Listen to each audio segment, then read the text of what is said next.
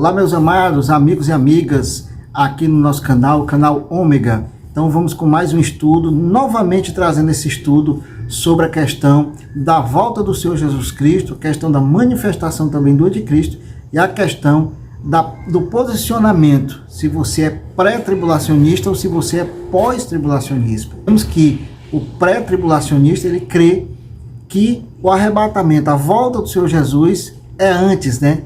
Antes de Jesus voltar, ele crê que a igreja já é arrebatada, já sobe, né?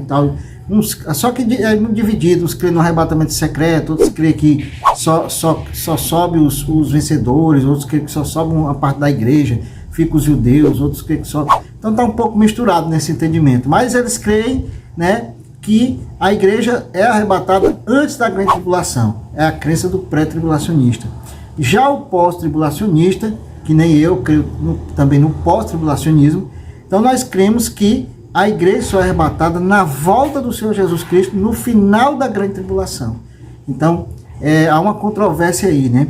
Então, por quê? Porque é dito pela palavra de Deus que Jesus só volta depois que se cumprir todos os sinais e só arrebata a sua igreja depois da manifestação do anticristo. Mas os pré-tribulacionistas também têm os seus argumentos, então a gente vai ver aqui nesse vídeo que eu vou trazer para vocês, que está o pastor César Cavalcante, que é apresentador lá na Musical FM, pelo YouTube, né, pelos seus canais, sobre debates bíblicos, né, lá o programa dele. Também o pastor Elias Soares, que também participa desses programas, dando a sua opinião na questão dos debates bíblicos. Esses dois pastores aí, eles entraram em controvérsia, né? Um crê no pré-tribulacionismo, que é o pastor Elias Soares, e o outro pastor, o César Cavalcante, crê no pós-tribulacionismo, tá certo? Que é o que eu creio também, eu sou pós-tribulacionista, tá certo? E você vai ver agora esse vídeo, vou passar aqui o vídeo, e depois eu vou entrar dentro do assunto aqui, no que os pastores trouxeram no vídeo, estão falando, para a gente tirar nossas dúvidas mais uma vez, tá certo, meus amados? Então vamos lá ver aqui o vídeo. A Bíblia diz que a volta de Jesus e o arrebatamento da igreja só acontecerão depois da revelação do anticristo.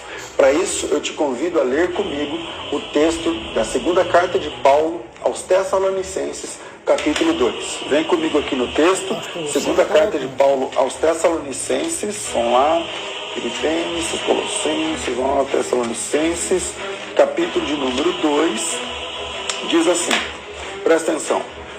Ora, irmãos, rogamos-vos pela vinda de nosso Senhor Jesus e pela nossa reunião com Ele, que não vos movais facilmente do vosso entendimento, nem vos perturbeis, quer por espírito, por palavra, ou por epístola, como se viesse de nós, como se o dia de Cristo estivesse perto. Ninguém de maneira alguma vos engane, porque não será assim, sem que antes... O que não será assim? Vamos lá. A volta de Cristo, a vinda de nosso Senhor e a nossa reunião com Ele. A volta de Cristo e o arrebatamento da igreja. Ninguém de maneira alguma vos engane. Não será assim, sem que antes venha a apostasia e se manifeste o homem do pecado e o filho da perdição. Agora veja, muita gente fala assim, não pastor, mas aí é no começo da grande tribulação. Não é. O pré-tribulacionista, ele acredita que quando Jesus arrebata a igreja, fica um tal do governo mundial durante 3 anos e meio, e no fim de 3 anos e meio é que vai ser revelado que aquilo é o anticristo. Por que eu não sou pós-tribulacionista? Porque o anticristo só aparecerá depois que aquele que o detém for tirado. Ou seja, o Espírito Santo na igreja, ou seja, a igreja. Porque a igreja hoje é a habitação do Espírito Santo. E quando ela for removida da terra, então ele será revelado. E então será revelado o iníquo. Mas quando? Quando está expresso aqui no versículo 6 e 7. E agora vós sabeis o que o detém, para que a seu próprio tempo seja manifestado. O anticristo seja manifestado. Porque já o mistério da injustiça opera. Somente a um que agora resiste. E esse que resiste vai ser tirado. E quando esse que resiste for tirado, então o anticristo se manifestará. Levando em consideração que o anticristo se manifestará no início da grande tribulação, e esse que o resiste será tirado antes do início da grande tribulação, essa é a razão pela qual eu não sou pós-tribulacionista. Uai, seu app de vídeos curtos. Muito bem, meus amados, de volta aqui, vocês aí conferiram o vídeo, né, tá certo? Sobre a questão do pré e do pós-tribulacionismo. Então, por que eu concordo com o pastor César Cavalcante, tá certo? Também na questão do pós-tribulacionismo, porque a gente vai ver aqui à luz da palavra de Deus que eu só creio no arrebatamento na volta de Jesus Cristo. Eu não creio na igreja ser arrebatada antes de Jesus voltar, tá certo? E antes do anticristo se manifestar. Eu não creio isso. Eu creio, né? E mesmo se o anticristo se manifestar, eu não creio no arrebatamento no início da grande tribulação. Não, aí eu creio, do jeito que eu vejo aqui, a revelação bíblica, que a igreja só será arrebatada, toda a igreja convertida que estiver viva nessa época, né? São os últimos da última geração. E vão ver Jesus voltando e será arrebatado, como o Apocalipse diz, todo olho verá, né? Tem que se cumprir todas as profecias bíblicas, então tem que fazer todo um estudo profético de escatologia bíblica para haver esse entendimento, tá certo? Não adianta a gente ver só um assunto, ver só um que um fala, o outro fala, não. No meu canal aqui você tem um estudo completo, aliás, completo não, vou trazer depois um completo, mas algumas partes mais importantes, que eu julguei mais importante trazer, sobre a questão do estudo da volta do Senhor Jesus, os sinais se cumprindo e sobre o arrebatamento da igreja. Por que eu acho mais importante a questão do arrebatamento pós-tribulacionista? Não desmerecendo o pré, né? Que claro, todo mundo acharia melhor se a igreja subisse logo, não precisar passar pela grande tribulação, claro que seria ótimo, né? Eu também vejo por esse ponto, que a igreja subisse logo, não precisava passar por grande tribulação, nem ver manifestação de anticristo, nem nada. Mas não é isso que a Bíblia diz, meus. Nós temos que, a gente não tem que ir por o que a gente quer, a gente tem que ir por o que a Bíblia diz, o que a Bíblia traz como fato real, entender os símbolos e trazer para o nosso espiritual, tá certo? No que realmente vai acontecer dentro do espiritual e no nosso mundo físico. Capítulo 2, que diz, né, ó, qual foram os pontos-chave que foram abordados aí? Aqui no capítulo 2 de 2 Tessalonicenses, ele diz, ó, no verso 3, ninguém de nenhum modo vos engane, porque isso não acontecerá, sem que primeiro venha a apostasia e seja revelado o homem da iniquidade, o filho da perdição, certo? Então você veja aí na sua Bíblia aí, pode vir o filho da perdição, o homem da iniquidade, né?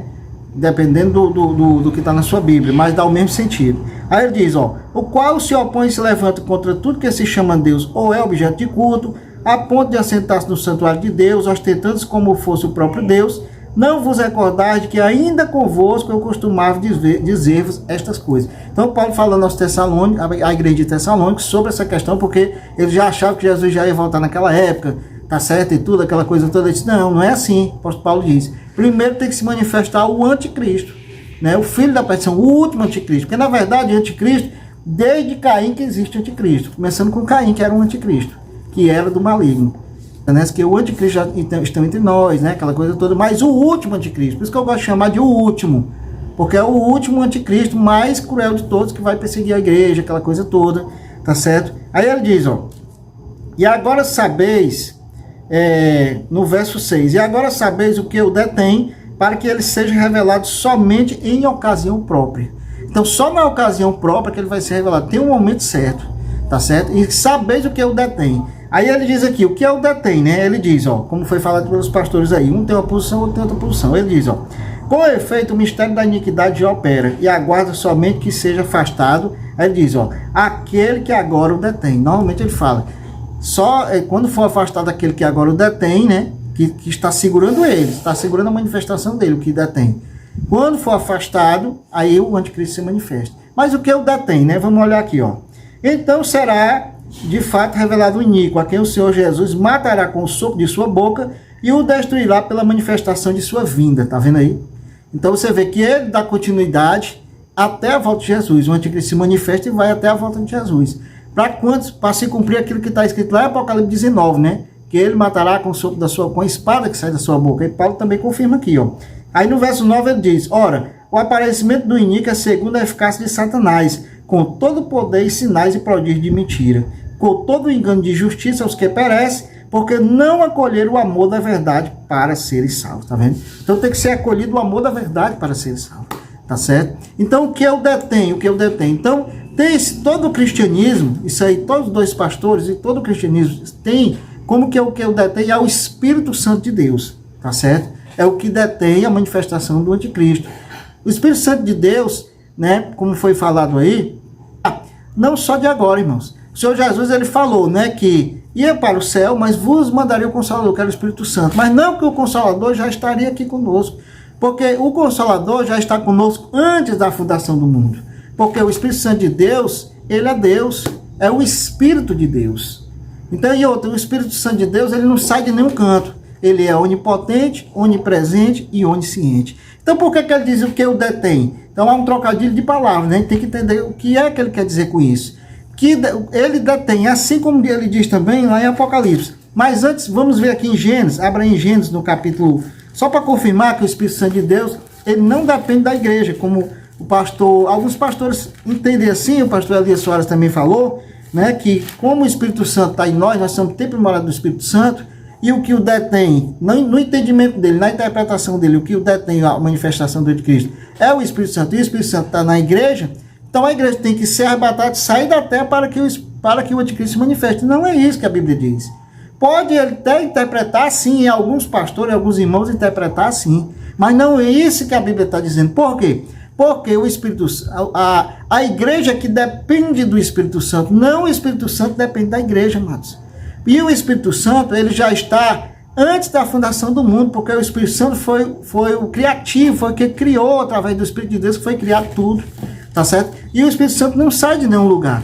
Então, por isso que, então, meu irmão, se não sai, como é essa questão, né? Aí, realmente, a gente tem que entender. Então, abra aí no livro de Gênesis, no capítulo 1, que diz, ó, no princípio, verso 1, no princípio criou Deus, aí ele diz, ó, os céus e a terra, porém, estava sem forma e vazia. Havia trevas sobre a face do abismo, e o Espírito de Deus pairava por sobre as águas. Amém. Tá certo? Então você vê que o Espírito pairava sobre as águas. É que a igreja nem estava, não tinha nem ser humano ainda, estava ainda construindo, criando o mundo.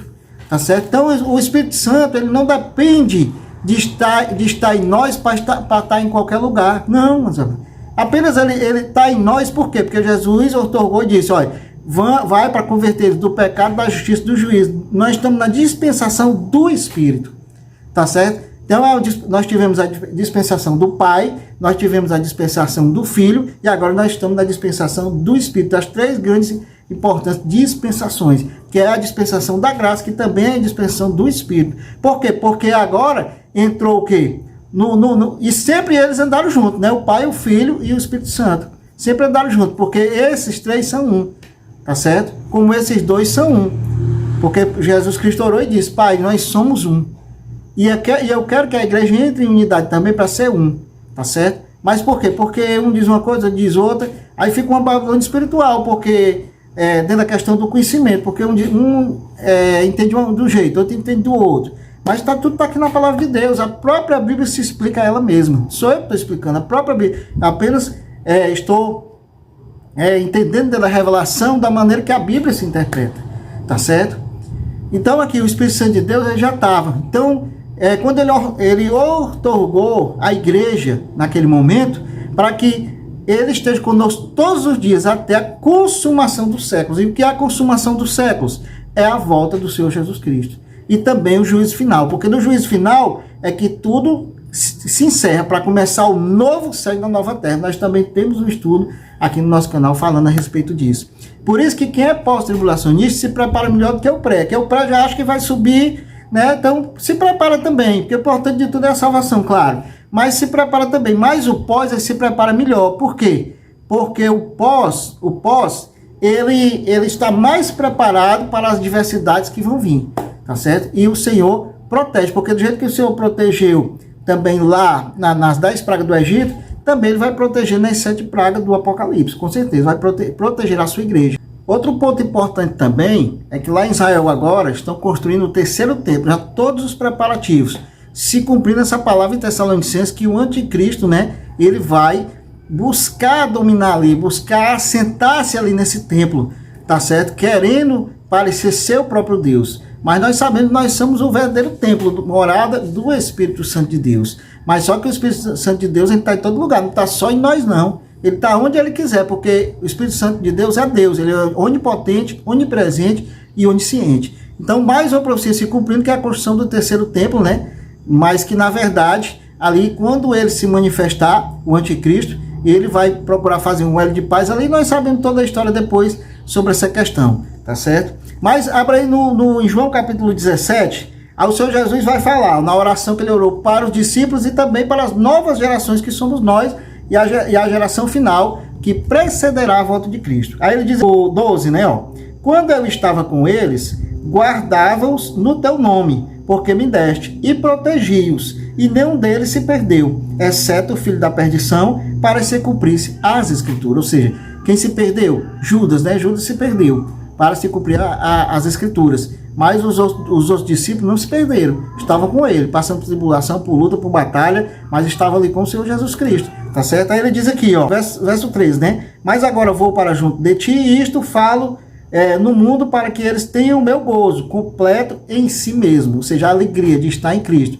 Mesmo que o Senhor Jesus subiu, mas nós estamos com o Espírito Santo de Deus e a alegria de estar nele através da palavra, da graça, da fé e na unção do Espírito Santo. Aí ele diz aqui, ó, eu lhes tenho dado a tua palavra e o mundo os odiou, porque eles não são do mundo, como também eu não sou. Aí ele diz no verso 15, veja bem, não peço que os tires do mundo, e sim que os guardes do mal, tá certo? Então ele diz, não pediu para tirar eles do mundo. Ó, Senhor, eu vou também, tirar eles também? Não. Eles vão passar por aquela tribulação, por aquela perseguição, mas cheios do Espírito Santo, com a alegria do Espírito.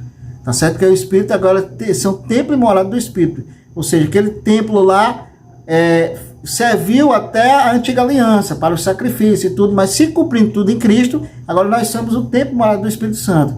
Sendo que o Espírito Santo ele está em todo lugar, não é só em nós não. E não é em todo mundo que ele está. São só naquelas pessoas que são os eleitos, os fiéis, as pessoas realmente de Deus, tá certo? Não são religiosos, como os fariseus na época, né? Se julgavam muito sábios, muito religiosos, entendia aquela coisa toda e guardava os mandamentos, queria ser melhor que os outros, e o Espírito Santo não estava neles.